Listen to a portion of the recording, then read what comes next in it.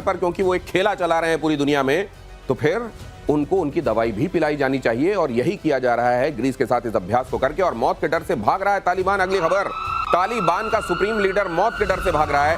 Trump की धमकी के बाद लगातार लोकेशन बदल रहा है। मुल्ला हिब्बुल्लाह अखुंज़ादा की गतिविधियों पर नजर रखना मुश्किल है। अमेरिका बगराम एयरबेस दोबारा लेने की कोशिश में है। तालिबान की तरफ से कह दिया गया है कि हम 1 इंच जमीन भी नहीं देंगे। और ऐसे में अखुंज़ादा के बारे में यह बताया जा रहा है कि वो अपने प्राणों की रक्षा करने के लिए गुप्त जगहों पर लगातार ठिकाने बदल रहा है। यहां क्या होने वाला है? बगराम को लेकर यह खींचतान पिछले 1 हफ्ते से जो असल में सरफेस हुई है, लोगों को सुनाई देनी शुरू हुई है। इसका अंजाम क्या होता हुआ दिखाई दे रहा है जनरल सिन्हा? देखिए, जो अखुंज़ादा साहब हैं, ये पहले से ये काबुल में नहीं रहते। आपको जो जानकर ये होगी, ये कंधार में रहते। और देखिए, हकानी नेटवर्क जो था वेरी एक्टिव, जो इसका था पाकिस्तान का, इनको उस समय भी खतरा था। और देखिए, अखुंज़ादा को कौन लेके आए थे? ट्रंप साहब लेकर आए थे जब दोहा का अकॉर्ड हो रहा था। तो इन्होंने इसको फ्रंट लाइन बना करके किया था।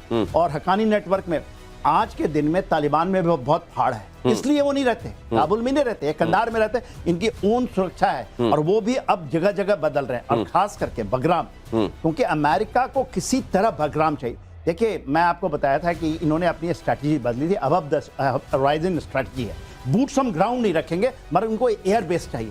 बगराम ऐसा एयर बेस नहीं मिलेगा। ये रशिया का बनाया हुआ है। लोगों को लगता है कि ये अमेरिका का बनाया हुआ है, रशिया का बनाया हुआ है ये।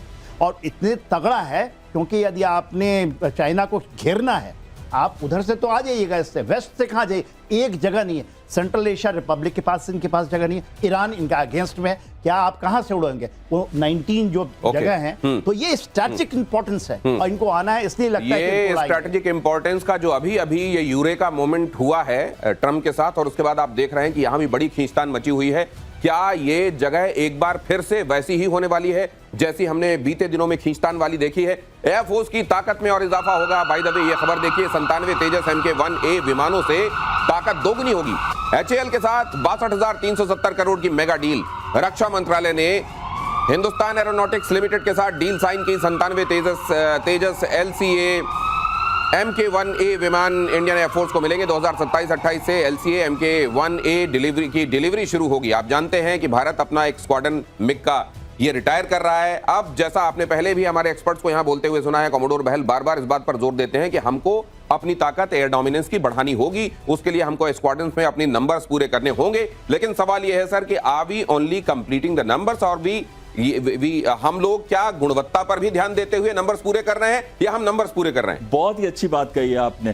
क्वालिटेटिव एज होना बहुत जरूरी है, बट क्वालिटेटिव एज के साथ एक क्वांटिटेटिव सुप्रीमेसी अगर ऐड कर दी जाए तो उस क्वालिटेटिव एज का बहुमूल्य जो एक्सपेंशन होता है कॉम्बैट पावर के अंदर, वो बढ़ जाता है। एक चीज मैं कहना चाहता हूं, इसमें ये बहुत अच्छा डिसीजन है कि हम 97 जहाज और लेंगे। 83 पहले ले रहे थे, 180 हो जाएंगे। लेकिन अभी तक तो पहला मार्क 1A नहीं आया है। अभी 3 इंजन ही आए हैं और अभी 10 इंजन हमको मिलेंगे इस दिसंबर तक या फिर मार्च 2024। यानी कि मार्च 2024 में ही हम 10 मार्क 1A बना पाएंगे। उसके बाद 12 बनेंगे नेक्स्ट ईयर 2027 मार्च तक।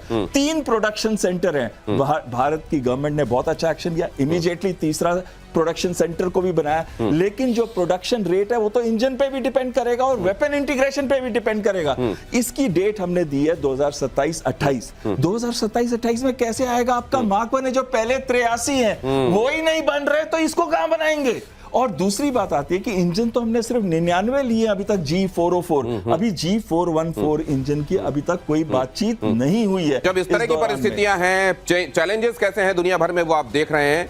खबर ये भी देख लीजिए, मैं किस चैलेंज की बात कर रहा हूं। अमेरिका में सबसे घातक लड़ाकू विमान का निर्माण शुरू हो गया है। बोइंग ने दुनिया के पहले 6th पीढ़ी 6th जनरेशन लड़ाकू विमान F-47 का निर्माण शुरू किया। इसी के बारे में मैं कार्यक्रम की शुरुआत में आपको बता रहा था। F-22 लड़ाकू विमानों की जगह F-47, ये रैप्टर्स की जगह F-47 अब लेंगे आने वाले दिनों में। ट्रंप ने मार्च में किया था F-47 निर्माण का ऐलान, और कहा जा रहा है बहुत जल्दी F-47 सामने होंगे। कहा जाता है इसके आ जाने के बाद आसमान में इसके जैसा और कहीं कुछ दूसरा नहीं होगा। ये एग्जेजरेशन है सर, या असल में ऐसा होने वाला है? टोटल एग्जेजरेशन है। देखिए सबसे क्यों सर, ये हाइपर स्पीड वाला है, स्टेल्थ है, ये कहते हैं इसका विंगमैन साथ में होगा, ये भी कहा जा रहा है आर्टिफिशियल इंटेलिजेंस होगा, तो किन मायनों में पीछे? वो तो सारे में होता है। देखिए हाँ। बात क्या है, ये बोइंग को दिया है इनको। इसके पहले लॉकहीड मार्टिन बनाती है, F-22 रैप्टर है और F-35, तो उससे आकर के बोइंग को, बोइंग कैसे फेल हो रही है आपने देखा भारत लेकिन में। सर बोइंग कहते हैं कि अब वो मैकडॉनल्ड डगलस के साथ इनका मर्जर हुआ है, अब उसके बाद बड़ी चीजें बदल रही हैं, क्या ऐसा है? देखिए आप हम लोग ये उन्होंने जोर लगा लिया, टर्की तक को बोल दिया कि एक चीज के ऊपर में हम आप सब चीज कर देंगे, आप F-35 ले लो, वो भी नहीं लेना चाह रहा। पहले तो वो मांगता था, इन्होंने मना कर दिया था। F-35 एक F का हाल तो हम अपने यहाँ केरल में देख चुके हैं। उसके बाद भारत पे प्रेशर है, ये जो चल रहा है ना ये टैरिफ वो कह रहे हैं F-35 लोग, भारत ने कह दिया कि नहीं लेंगे। आप Su-57 की बात कर रहे हैं, इसकी बात, ये देखिए अच्छी बातें हैं, आप ये कर लीजिए। इवन इजराइल मालूम है उसके पास F-35 आई है, वो नहीं है F-35, उसके आधे सामान खुद इजराइल के हैं, उसमें जितने भी सिस्टम लगाए हुए हैं, दैट्स व्हाई इज इफेक्टिव। और ब्रिटिश ने ले लिया F-35, आपने देखा अलास्का में। तो ये सर बड़ी बात आप कह रहे हैं कि F-47 को लेकर जो झाग बनाया जा रहा है वो भी बैठता हुआ क्या दिखाई देगा आने वाले दिनों में? इसको एयरफोर्स से जुड़े हुए हमारे ऑफिसर कैसे देखते हैं सर? देखिए इस जहाज का एम क्या है, to penetrate in contested battle situations. इसका मतलब ये होता है कि जो हेवीली डिफेंडेड टारगेट सिस्टम में जो हाई वैल्यू टारगेट्स है, वहां पे जहां एयर डिफेंस सिस्टम जम के लगा हुआ होगा, है, जैसे कि इजराइल में लगे हुए हैं, उस जगह पे एंटर करके हवा से हवा में और हवा से ग्राउंड पे जो वाइटल टारगेट्स है उनको अटैक किया जाए। और उसकी क्षमता, उसके लिए क्या जरूरी है? Higher level of stealth capability जो आपने बताई, स्पीड इसकी मार्क 2 होगी, हालांकि इससे भी फास्टर एयरक्राफ्ट है F-15EX जिसकी मार्क 2.5 है। और तीसरी चीज रेंज इसकी 1000 नॉटिकल माइल यानी कि 1850 किलोमीटर है। और चौथी चीज होगी नेटवर्क सेंट्रिक वॉरफेयर, यानी कि ये सारे सेंसर जितने रेडार्स हवा में है, ग्राउंड में है, जो ड्रोन्स के साथ लगे हुए हैं, वो सब का डेटा एक जगह पे आएगा, एक मिनी एवैक की तरह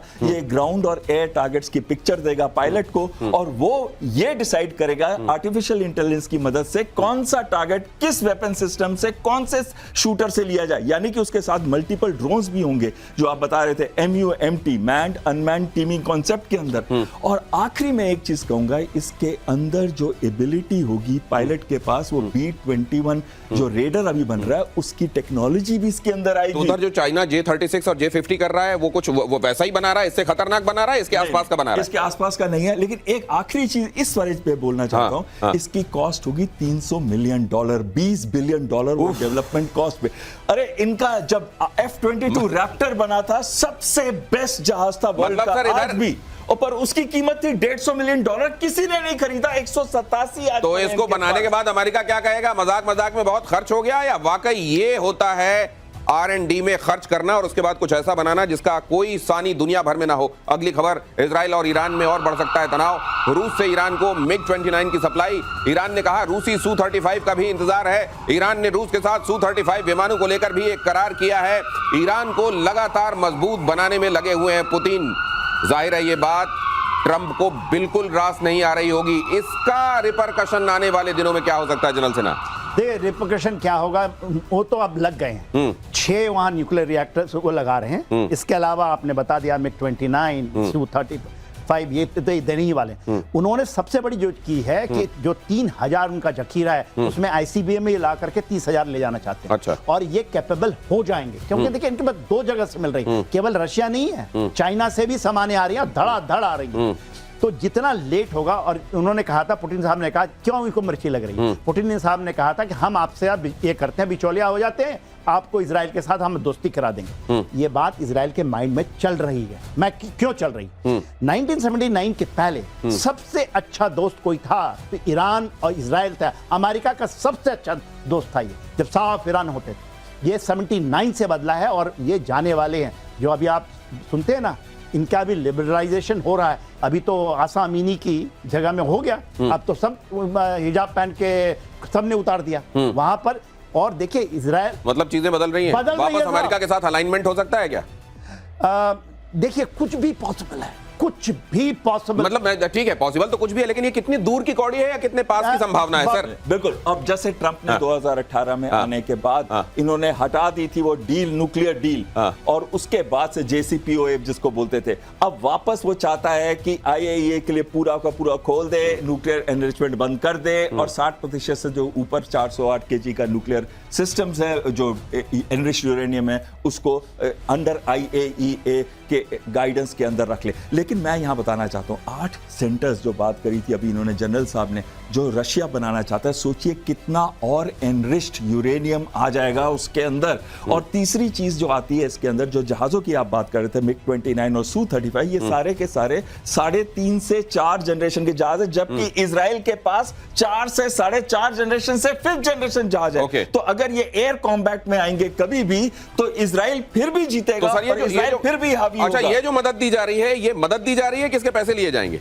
ये मदद दी जा रही है, लेकिन इसके पैसे जरूर लिए जाएंगे। तो ये वैसी ही मदद है क्या जैसे अमेरिका देता रहा है नेटो कंट्रीज को? तो इधर ये जो मदद दी जा रही है कितना शक्तिशाली ईरान को बनाएगी? नंबर 1, वो शक्तिशाली केवल हथियारों के हिसाब से कि हमने दे दिया है इतना ही रहेगा, उससे ज्यादा ताकतवर इजराइल हमेशा रहेगा और अमेरिका तो है ही, या असल में वाकई ये खाई बहुत कम होती जाएगी जो अभी बहुत बड़ी